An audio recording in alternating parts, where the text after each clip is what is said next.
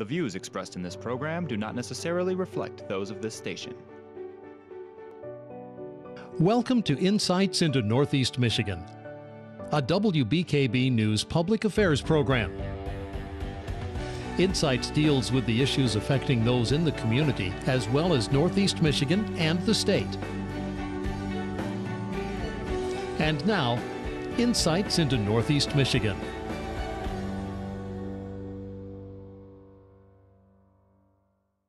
Hello and welcome to Insights into Northeast Michigan. I'm Mike Biermeister. The August primary elections are right around the corner, and candidates all over the area have been knocking on doors, passing out information, and being active in the community, all to get your vote. Republican State Representative Sue Aller runs for re-election in November, and she'll be taking on a Democrat from this August primary.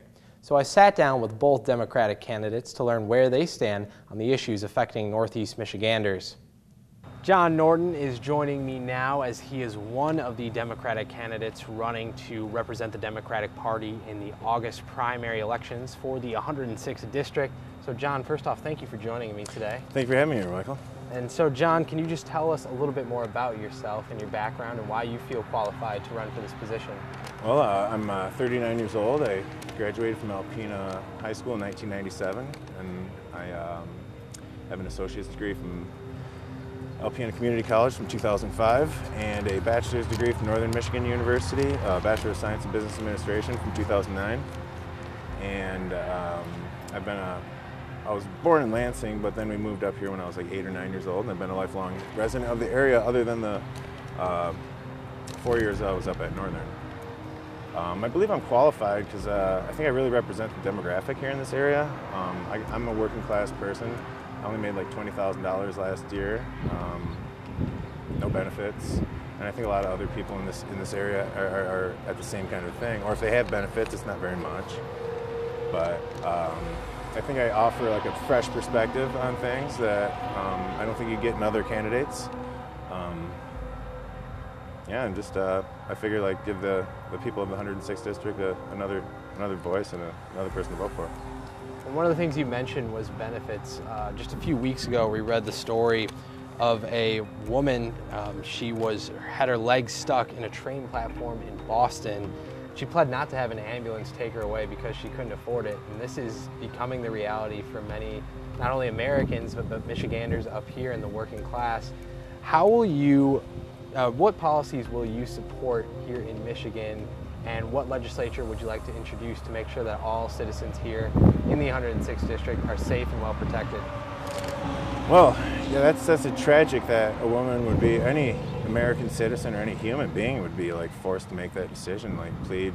I mean, obviously she probably needed emergency help, but the cost of an ambulance ride is really, really expensive. I know somebody just here locally that was charged $8,000 just for the ride down from here, or Alpena General, down to Henry Ford. But she needed it. Then she needed to be monitored, but that was $8,000 for a trip down to Detroit. It's like 4 hours. I think the best thing that we can do is just treat healthcare more as a right. And I mean, if we all get sick sometimes. We all are going to need like healthcare. And I think if we had like a single payer system or some kind of universal coverage where probably like we'd pay like a Medicare for all type system, that we'd pay like out of each payroll tax, I think we pay like 3 or 4% for Medicare and for Medicaid. I don't understand why we couldn't increase that. I think most people that I've talked to, Republicans, Independents, Democrats, even if you're a Republican, there's a lot of Republicans that would not mind that because they're paying such huge premiums, or their deductibles, they have to pay $8,000. So if you're making a lot of money, even if you're making a lot of money, if you have to pay $8,000 before you'll get anything covered, that's a hardship on them. I don't know. I think if we treated healthcare more of as not necessarily for a for-profit system. I mean, the people that work in healthcare, I'm going into nursing, I mean, they deserve a good wage and a good benefits and a good job. I mean, because it's a hard job, but I think we should, there's a way, I mean, if every other country can do it, I mean, we can figure out, take the best of their practices and apply it to our own. and just make sure that everybody gets covered. So if you get sick, you get hurt, you're not going to like go bankrupt because of it. You're not going to have your credit affected because of it. I've had collection bills myself for medical bills before, so it's a simple solution that a lot of people don't think of it as simple. It's just, why does it cost so much too? Why is it $8,000 for a ride down to Henry Ford, or for that woman in Boston? Like, it probably been thousands just to go maybe 4 blocks. I don't know. I think we can change it. It's just, do we want to? If you put me in there, I'll do my best to at least raise these issues among the other 109 people that I'd have to convince to go along with me. But, yeah, that's what I do. Single payer, I think, in some form.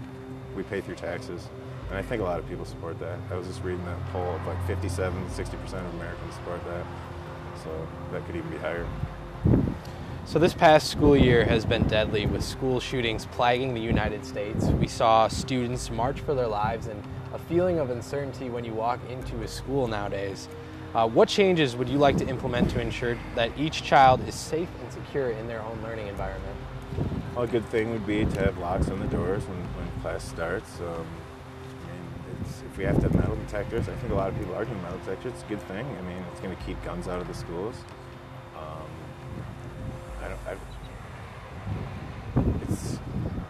I don't know if there is an easy access to guns in our society, but most people aren't going to use them for anything bad. I mean, they're law-abiding citizens, so I mean, how do you balance that?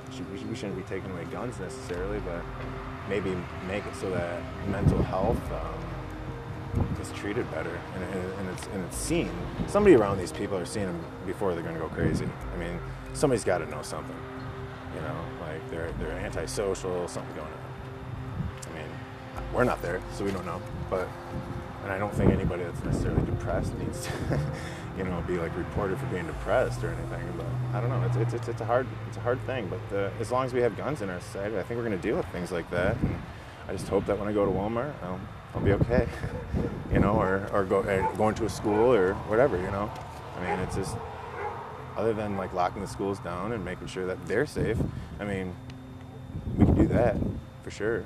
We can make sure that that doesn't happen inside schools, I think. But like society in general, I don't know. Would you support mental health evaluation in schools of students? Or some variation of that? You mean just to like evaluate them like every year or two just to see how they're doing? Yes. Yeah, I mean, I don't know. I mean, certain parents might like object to that because nobody wants to be told how to. That's like state getting into people's parenting kind of things. But I think it would be bad.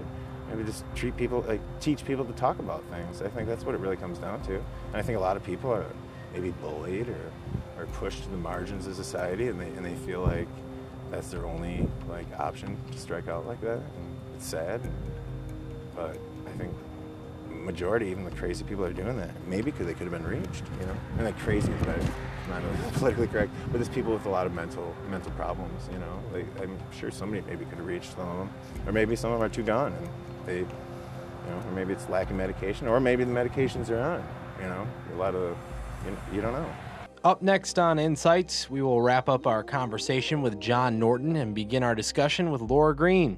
Stay tuned.